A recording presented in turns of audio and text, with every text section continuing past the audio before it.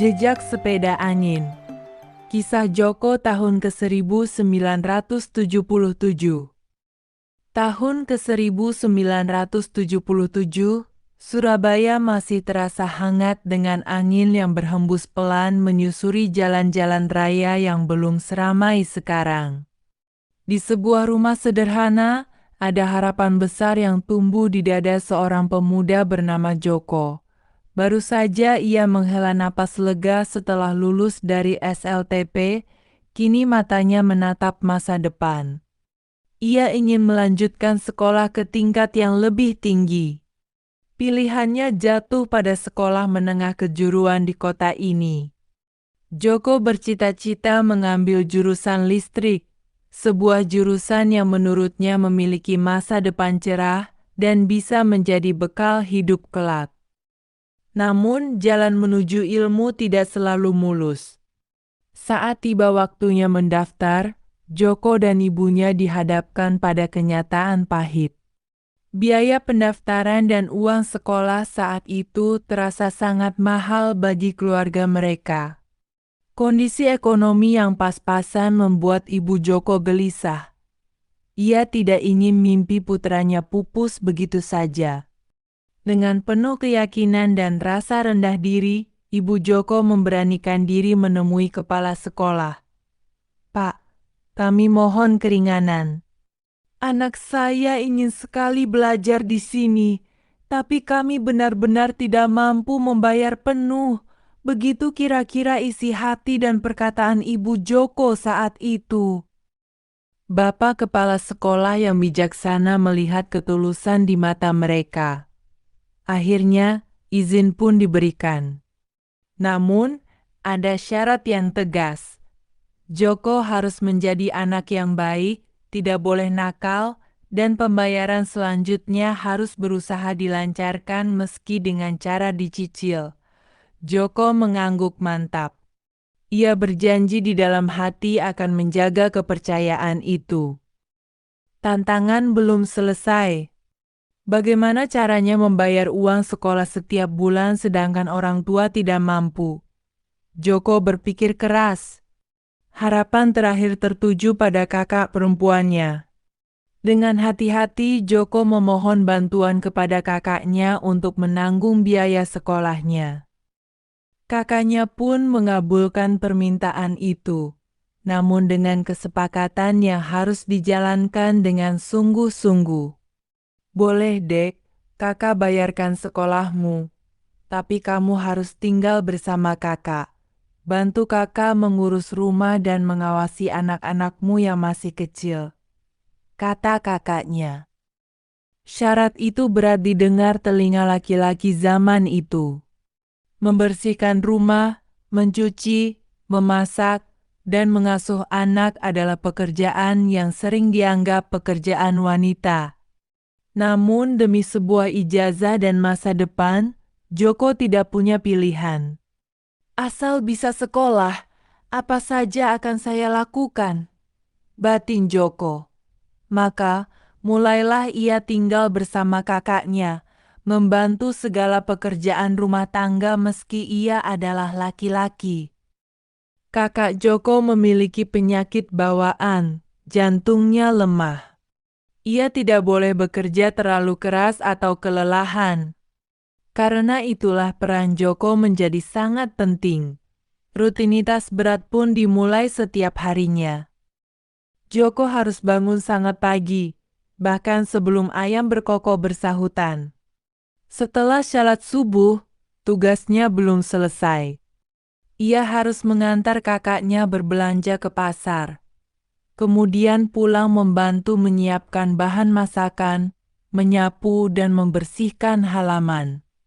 Pekerjaan-pekerjaan itu sebenarnya ringan, namun dilakukan setiap hari dengan penuh tanggung jawab.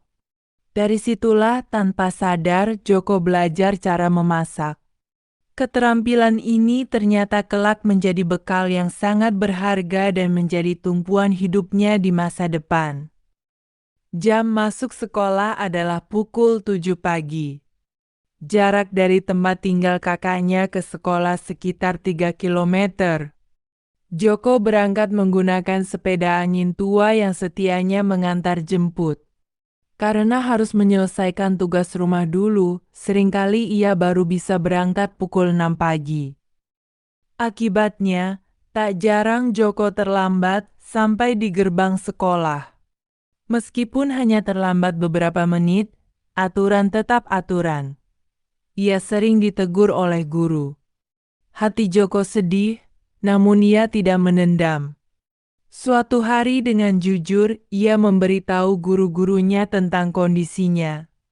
Ia harus membantu kakaknya yang sakit sebelum berangkat. Mendengar penjelasan itu, para guru pun mengerti dan maklum, meski kedisiplinan tetap ditegakkan. Kemandirian adalah kata kunci kehidupan Joko saat itu. Sepulang sekolah pukul 1 siang, ia tidak bisa langsung tidur atau bersantai sepuasnya. Setelah istirahat sebentar, tugasnya kembali mengawasi keponakan-keponakannya. Sambil memangku atau mengawasi mereka bermain, Joko memegang buku pelajaran. Ia belajar mandiri, mengulang materi yang disampaikan guru tanpa ada yang menyuruh. Di sela kesibukan itu, Joko tetaplah seorang remaja. Sore atau malam hari, kadang ia menyempatkan diri berjalan kaki sekitar 1 kilometer ke rumah teman. Di sana mereka bercengkrama, berdiskusi tentang cita-cita, dan menebak-nebak seperti apa masa depan nanti setelah lulus sekolah. Obrolan ringan itu menjadi pelepas lelah setelah seharian bekerja keras. Masa pengenalan dan sahabat sejati. Saat pertama kali masuk sekolah, diadakan masa pengenalan kehidupan sekolah. Calon siswa baru diajak beradaptasi, belajar tata tertib, dan mengenal lingkungan. Mereka berkumpul, apel pagi, dan mendengarkan arahan dari Bapak Kepala Kesiswaan. Tujuannya agar siswa tidak canggung dan siap menerima ilmu. Disinilah takdir mempertemukan Joko dengan dua orang yang kelak menjadi sahabat karib. Pertama adalah Mujiono, dan kedua adalah Sugiarto. Bertiga mereka akrab sekali, kemana-mana selalu bersama bagai perangko. Namun, setelah dilakukan penjurusan, ikatan itu sedikit terpecah. Mujiono satu jurusan dengan Joko, yaitu listrik. Sedangkan Sugiarto memilih jurusan teknik mesin. Meski berbeda kelas dan berbeda gedung praktik, persahabatan mereka tetap erat tak terpisahkan. Masa perkenalan berlalu, pelajaran formal pun dimulai. Joko mulai mengenal satu persatu guru yang akan membimbingnya. Ada Bapak Ir, Suparti, guru aljabar yang juga merangkap sebagai kepala sekolah. Ada Pak Alex, guru olahraga yang energik dan selalu membina fisik para siswa. Juga Pak Mulyono, guru fisika yang cerdas. Masih banyak guru lainnya yang berjasa menumpahkan ilmu, meski namanya kini mulai samar diingatan karena waktu terus berjalan. Hari demi hari berganti, hampir 1 tahun Joko menempuh pendidikan. Tidak selamanya guru bisa hadir mengajar.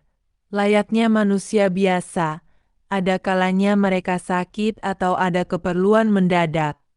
Saat itulah muncul jam kosong. Bagi siswa SMK Teknik yang mayoritas laki-laki dan penuh semangat muda, jam kosong seringkali menjadi ajang mencari petualangan. Rasa bosan membuat mereka ingin keluar dan mencari angin. Petualangan tanpa rencana. Gandol truk. Suatu ketika ada jam kosong yang cukup panjang. Nafsu remaja untuk jalan-jalan muncul. Tanpa pikir panjang, Joko dan teman-temannya melihat ada truk yang lewat. Secara spontan mereka ikut menumpang atau istilah zaman itu gandol truk. Awalnya hanya ingin ikut sebentar lalu turun. Tapi ternyata pintu bak truk itu sulit dibuka atau mereka takut jatuh jika melompat saat jalan. Alhasil, mereka terbawa angin jauh hingga keluar kota.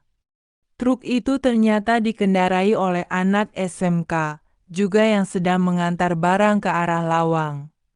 Sampai di sana, mereka baru sadar sudah sampai di kawasan Rumah Sakit Jiwa Porong Lawang.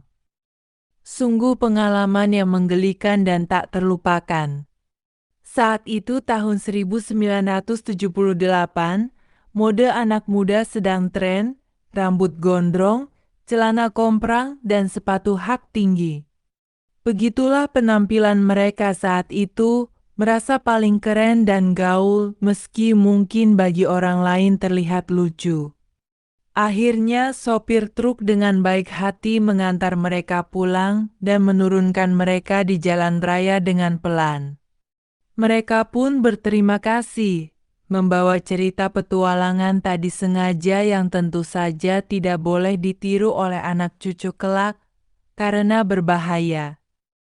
Kegiatan bolos ringan saat jam kosong masih sering terjadi. Terkadang mereka berempat atau berenam naik truk lagi ke pusat kota. Di Jalan Lora, ada tempat bernama Bowling Service Center Wijaya. Mereka tidak masuk dan bermain bowling karena tidak punya uang. Mereka hanya cangkruk atau duduk santai di depan sambil melihat orang bermain. Uang saku mereka sangat terbatas. Joko dan teman-temannya biasanya hanya membawa uang Rp10 dari rumah. Uang segitu sudah sangat cukup untuk membeli nasi pecel seharga Rp7,5 dan minum air teh manis hangat. Sisa uangnya bisa untuk membeli sepotong roti seharga Rp10. Itu pun sudah sangat bersyukur. Jika sudah beli makan, tidak ada lagi uang untuk jajan lain. Hidup sederhana namun penuh kebahagiaan.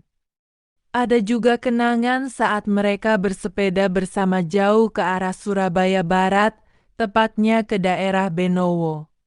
Saat itu Benowo masih sangat asri.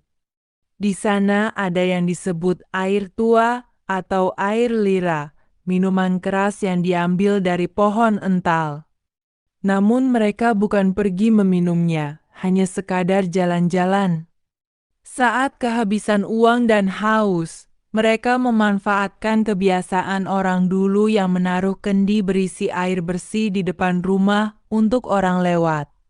Mereka minum sepuasnya, bersyukur pada kebaikan sesama. Pelajaran berharga di bengkel praktik. Waktu terus berlalu, kini Joko semakin menguasai teori, saatnya masuk ke dunia praktik yang sesungguhnya. Di jurusan listrik dan teknik, aturannya sangat keras. Guru-guru pembimbing praktik sangat tegas dan galak. Bukan tanpa alasan, karena yang mereka hadapi adalah mesin berat dan arus listrik berbahaya. Satu kecerobohan kecil bisa berakibat fatal, bisa melukai diri sendiri maupun teman. Saat itu, sekolah Joko belum memiliki fasilitas alat praktik yang lengkap karena keterbatasan biaya. Jadi, mereka harus belajar ke sekolah negeri lain yang lebih mampu. Di sana, mereka berhadapan dengan mesin-mesin raksasa. Satu kejadian paling membekas adalah saat berhadapan dengan mesin bubut. Berat mesin itu bisa mencapai 2 ton. Mesin ini digunakan untuk membuat baut, as, atau berbagai perkakas logam.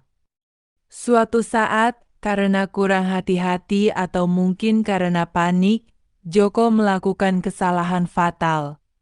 Ia lupa mematikan atau mengatur mesin sesuai prosedur saat alat perkakas akan dipasang. Brak! Suara benturan terdengar keras. Guru pembimbing langsung marah besar. Joko ditarik telinganya dengan kuat sampai merah merona dan terasa panas. Rasa malu bercampur takut menyelimuti hatinya saat itu. Namun dari situlah pelajaran paling mahal didapat. Keselamatan adalah nomor satu. Jangan pernah main-main di tempat kerja. Sejak saat itu, Joko menjadi sangat berhati-hati dan teliti, sifat yang ia bawa hingga ia bekerja kelak. Meniti masa depan dan penutup. Selama masa liburan sekolah, kakak Joko pernah mengajaknya mencoba ngawulo atau magang di sebuah instansi pemerintah. Tujuannya mulia agar Joko terbiasa dengan dunia kerja dan nantinya jika lulus, peluang diterima kerja lebih besar daripada yang ikut tes biasa. Namun, hati Joko tertaut pada jurusan listrik dan teknik yang ia pelajari. Ia merasa kurang cocok dan tidak kerasan dengan pekerjaan administrasi di kantor. Meskipun akhirnya tidak meneruskan di sana, pengalaman itu tetap menjadi pelajaran berharga tentang dunia kerja yang sesungguhnya. Kini, cerita itu sudah berlalu puluhan tahun silam. Joko yang dulu bersemangat mengayuh sepeda angin, kini telah berusia sekitar 68 tahun.